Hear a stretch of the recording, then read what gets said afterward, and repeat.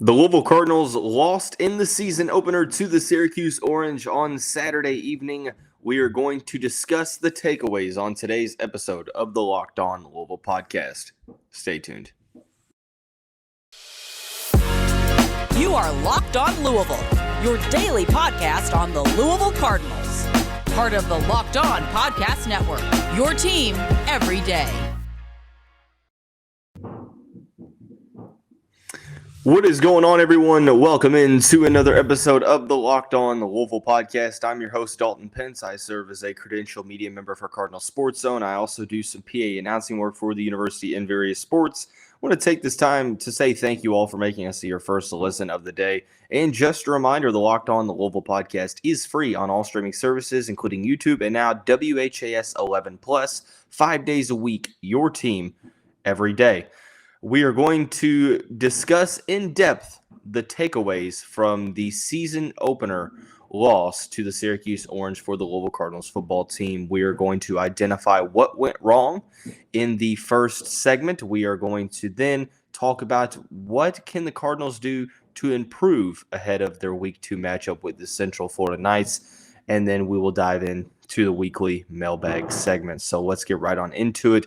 I will say that this result came as a extreme shocker to not only myself, but a lot of Cardinal fans out there. Look, I got a lot of texts, a lot of DMs saying, well, you posted an episode last Wednesday titling it, Why the Louisville Cardinals Will Beat the Syracuse Orange, and Syracuse beat them by 24 points. Look, I think the majority of the nation had Louisville winning that game. A lot of the national analysts did. The ones on College Football Game Day did. The ACC pregame show did as well. And Louisville was about a 5-point favorite, I think, by the time kickoff came about. So I'll admit it. I was wrong. It won't be. It's not the first time I've been wrong, and it definitely won't be the last time I've been wrong. It's a prediction. It happens. But seemingly, nothing that I had, talked about in hoping to see from the Cardinals in this matchup happened or came to fruition. So let's get into it. What went wrong for the Cardinals on Saturday in New York? Well, I guess the better question is, what went right, or what didn't go wrong for the Cardinals on Saturday up in New York? The Louisville lost 31-7. The only score was a breakaway run from Tyon Evans in the first quarter. And seemingly, I think, to really get into depth on where things started to go wrong for Louisville, I think it was kind of the opening kickoff. Syracuse was pretty much coming out ready to play in this game. In the first 3 possessions, they scored 17 points to Louisville 7, obviously. Louisville had 4 possessions in the first half. The Cardinals looked sort of flat coming out of the gate. Syracuse, on the other hand, was pretty amped up. You could tell they were ready to play. They were definitely prepared. And they took advantage of some miscues from the Louisville defense. They really set the tone at the line of scrimmage, and I was kind of shocked by how flat Louisville came out in this game. I saw a tweet from a fan late on Saturday night. I think it was after the first quarter, and it said, "Relax, Syracuse has just had a handful of months to prepare for this game, so it's obvious that Louisville was going to struggle." I don't buy it, because Louisville had the same amount of preparation and the same amount of time to prepare for Syracuse as Syracuse did for Louisville, and this is a Louisville team that essentially has returned a ton of guys that have played the Orange, played this team, and beat this team 41-3. So, I don't really – I'm not a big fan of moral victories. I'm not a big fan of excuses. At the end of the day, hey, it's year 4. and losing the season opener was definitely tough. So let's look at it offensively speaking. Nothing really went right for Louisville on the offensive end. Couldn't really find the rhythm. Really, the only bright spots for the Louisville team, in my opinion, two of the three were on offense. Newcomers Tyon Evans and Tyler Hudson, they looked pretty solid. When their numbers were called, I think they produced more often than not. Obviously Tyler Hudson had the false start penalty early in the game, but he led Louisville in receiving in this game. He had 8 receptions for 102 yards, had the 45-yard reception on that trick play from Braden Smith. And then Tyon Evans led the Cardinals in rushing, 13 carries, 89 yards and a touchdown, 6.8 yards per carry. I thought that was pretty impressive too. Showed some solid things, especially since I think the main surprise for me was Louisville's offensive line struggling in this one. I thought that the offensive line was going to be a strength in this game, especially with the Syracuse interior defensive line being newer guys that haven't necessarily played a ton. Yes, Syracuse had some injuries as well to some of their big-time linebackers and edge rushers. So, and Louisville continually kind of struggled to set the tone up front. Syracuse was in the backfield often, so I think it was hard for Malik Cunningham to get into rhythm. He was forced to make decisions very quickly. Now, obviously, I think the blame is to go around. I think that it's on pretty much everyone. It's not on one position. It's not on one group. It's not on one player, so to speak. So, and I think that it's a lot of things going wrong here for Louisville, and he offensively just could really never get into the groove. There were a couple of possessions where I'm like, okay, it seems like Malik Cunningham is getting going. He's scrambling. He's trusting his reads. I was just not necessarily moved by what I saw from the Louisville offense. When Louisville did make a little bit of a drive in the second half, I think Malik Cunningham waited a little bit too long on that pass to D. Wiggins, and Garrett Williams made an exceptional play in the end zone for the Syracuse defense. So, I mean, it is what it is. Malik obviously didn't play as Louisville fans were hoping. 16 of 22, 152 yards and 2 interceptions, 13 carries, 34 yards, 2.6 yards per attempt on the ground. So, obviously a performance that he and the rest of the Louisville offense would obviously like to have back. It just seemed like Syracuse's defense was prepared for what Louisville threw at them. It seems like over the past couple of years, fans have maybe been clamoring for more variety in the play calling on the offensive end. It seemed like Louisville's offense was sort of one-dimensional in a lot of ways. There wasn't a lot of cohesiveness in the read option, just kind of all over the place, just not good enough in terms of execution. And credit to Syracuse's defense. I think that they made plays. They got off the field when they needed to. Louisville did have some penalties on offense that hurt them, but at the end of the day, Syracuse, this honestly was a game for me that Syracuse didn't necessarily beat Louisville as much as Louisville beat Louisville. Now, granted, you give the Orange credit because they made plays, they executed, they did what they had to do to win this game. But Syracuse, I mean, you ask Dino Babers, he's probably not necessarily happy with the penalties because, I mean, Syracuse had 18 penalties for 107 yards. Syracuse was 6 of 11 from third down efficiency, had 450 yards of total offense. Tackling was the recurring issue for the Louisville defense. What I was hoping for the Louisville offense to do in this game, the 3 keys to the game that I identified really didn't come to life here for the Louisville defense or the Louisville offense. Setting the tone early offensively, Louisville was really never able to get into a groove offensively. Win the turnover battle, Louisville forced 0 turnovers and committed 3. So didn't come anywhere near winning the turnover battle and also getting Syracuse in third and long situations. And they did that, but, tackling miscues and leaving receivers wide open, and Syracuse just was able to execute. I was very vocal leading up to this game over the past couple months that I didn't have a lot of faith in Garrett Schrader. And as much as I think that Louisville's defense kind of, gave him some easy breaks in terms of missed tackles. You know, in terms of leaving receivers wide open. It is what it is. But he did still make some plays through the air. He was 18 of 25 for 237 yards and 2 touchdowns, averaged 9.5 yards per completion. He was 16 rushes for 95 yards and a touchdown. On the ground, Sean Tucker, 21 carries, 98 yards and a touchdown. In the air, 6 receptions, 85 yards and a touchdown. So, Syracuse went to their best player early and often, and Sean Tucker delivered.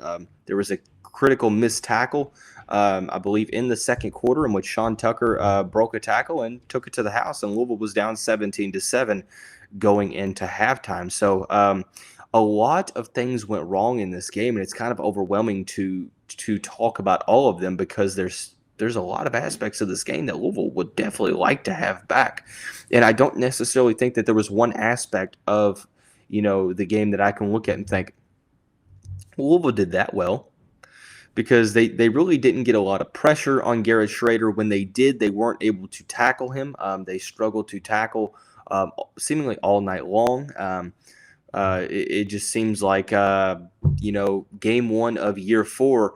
And look, this is probably one of, if not the most disappointing game in Scott Satterfield's tenure here at the University of Louisville, considering the context. Yes, the Kentucky game last year was obviously disappointing as well, but there was a lot riding into this season, a lot of high hopes that maybe, Louisville was able to get back on track, start the upward trajectory, and it just wasn't the case. And in fact, it was probably a worst-case scenario for the Cardinals. But nonetheless, it was game 1, and as much as Louisville fans don't think that it's possible, there is room for improvement. There is the possibility that Louisville can still turn this thing around. But what do they need to do? That is the main question. We're going to answer that here in just a second after we talk about our friends over at Built Bar. Look, if you haven't tried the Built Bar Puffs yet, you're depriving yourself of one of life's greatest joys. And guess what? There's a new flavor. It's delicious, indulgent cookie dough covered in chocolate. That's right. Built has done it again. Let me introduce to you your new favorite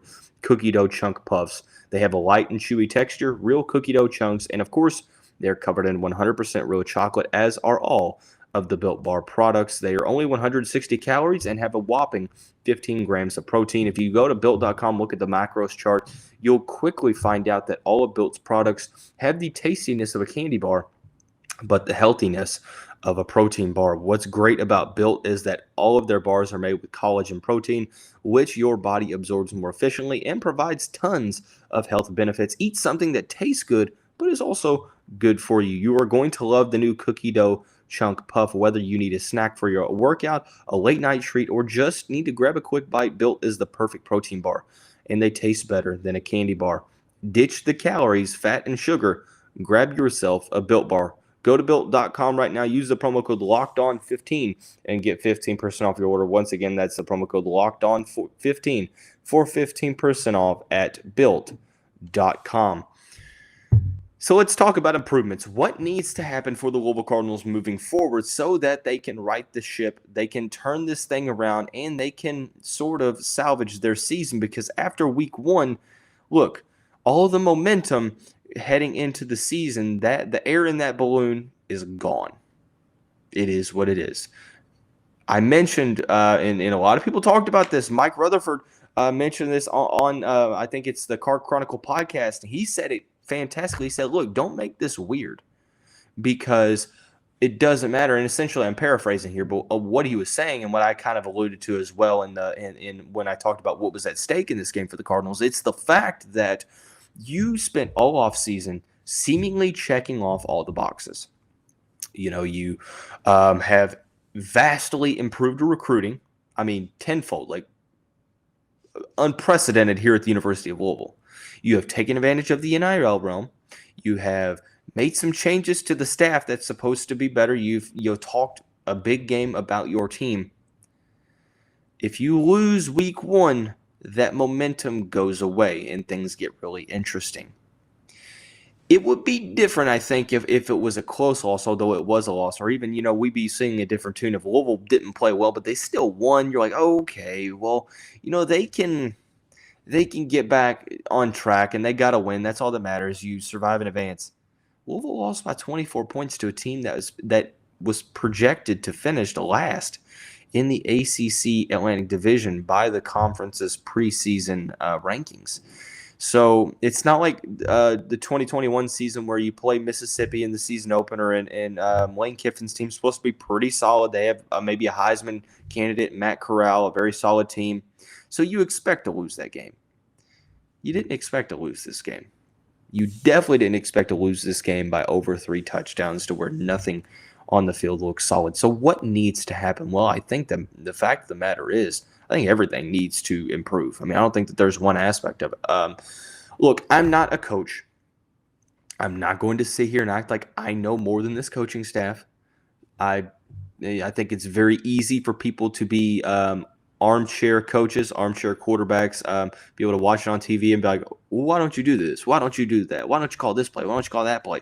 When in reality, it's a little bit more difficult than that. But I think that there is some merit to some of the concern. I think that play calling and schemes, I think that they definitely need to improve, because whatever was put into place a week 1 against Syracuse did not work. Whether or not you were prepared or not, there was just no execution. Louisville didn't look comfortable on either side of the football. So now it's a matter of maybe tweaking, some of the play calling on both sides of the football. Like I said, I don't know what that looks like. A lot of people think it's a matter of increasing variety.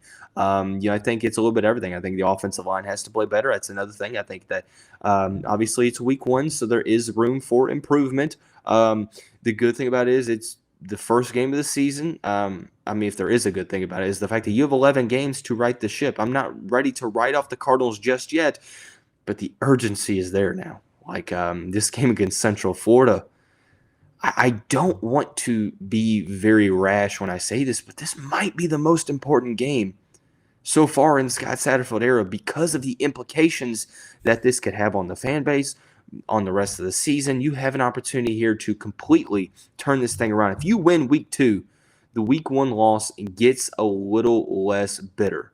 Yes, it still hurts, it still stings, but now you're like, okay, we just didn't play well week 1. We went into Orlando and we beat a better team in Central Florida. And now you look to Florida State and you try to continue to salvage the season. But there's a lot riding on it. So offensively speaking, I think that Louisville has to get into their groove early on. Improving-wise, I think that maybe something has to change with switching up play calling. Maybe I don't know what that looks like, like I said, but it's a matter of keeping defenses on their toes and not being so predictable on offense. I would like to see Amari Huggins-Bruce and Marshawn Ford get more targets. I know that Malik Cunningham didn't have a lot of time to throw the ball all that well, but when you have a player that makes up so much of your offense in Malik Cunningham, when he struggles, there's no doubt that your offense is going to struggle as well. So there's there is a urgency that I think that getting Malik Cunningham into his groove early on is critical for the Louisville Cardinals offense.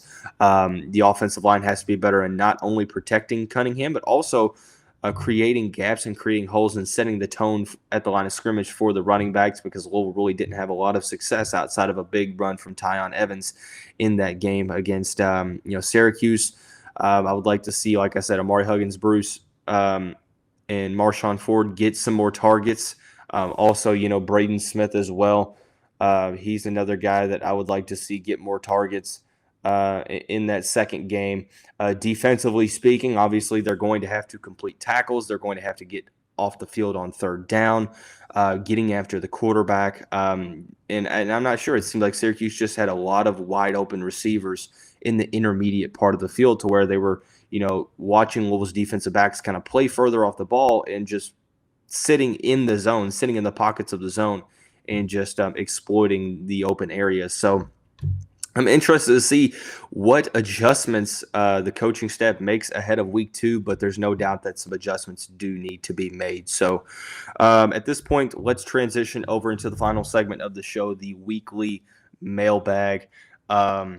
Before we do that, I do want to say thank you again for making us your first listen of the day. Just a reminder, the Locked On Louisville podcast, free on all streaming services, including YouTube and now WHAS 11 plus, 5 days a week, your team every day.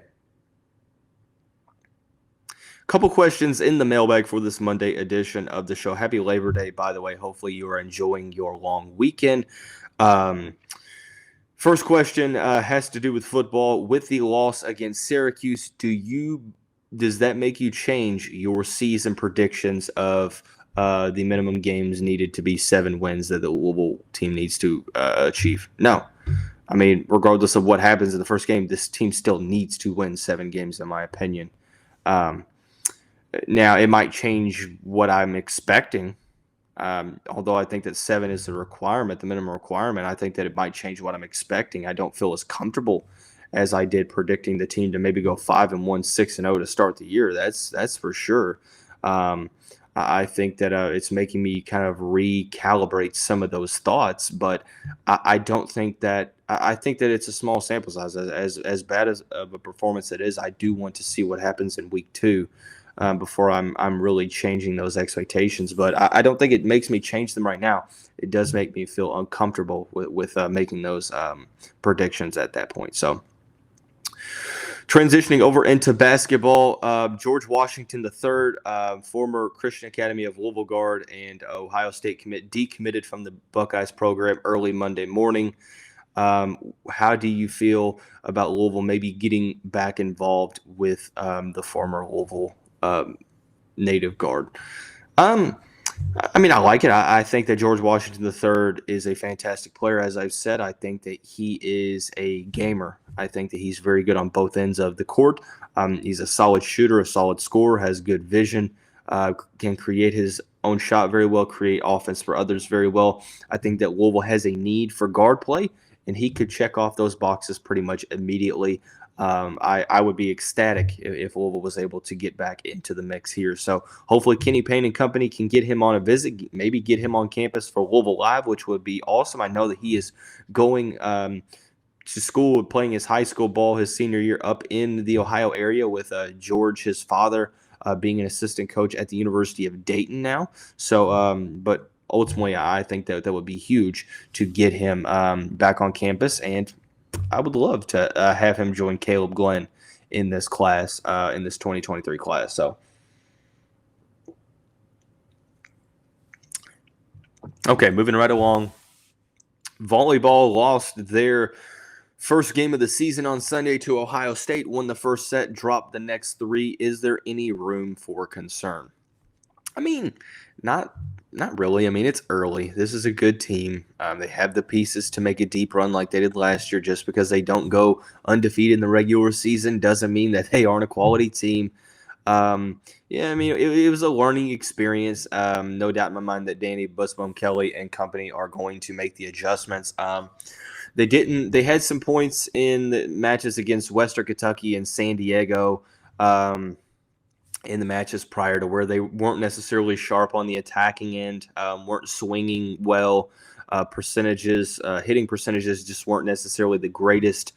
They were able to overcome that in the ranked wins against Western Kentucky and San Diego. They played an Ohio State team that was 0-3. Their 3 losses, they got swept by San Diego, swept by Texas once, and then 3-1 loss to Texas again.